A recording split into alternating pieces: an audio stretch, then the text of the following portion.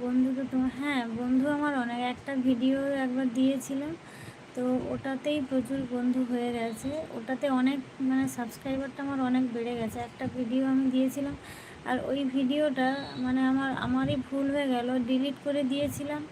তার জন্য তবে থেকে একটু চ্যানেলটা ডাউনে পড়ে গেছিলো। ডিলিটটা না করলে ভালো হতো। এবারে ওই ভিডিওটা আমার ছিল না, আমি ইনস্টাগ্রাম থেকে ডাউনলোড করেছিলাম, একটা ঠাকুরের গানের ভিডিও আর কি। আর আমিও বুঝতে পারিনি যে ওই ভিডিওটা দিলে মানে এত ভিউজ হবে বা এত সাবস্ক্রাইবার হু হু করে বেড়ে যাবে।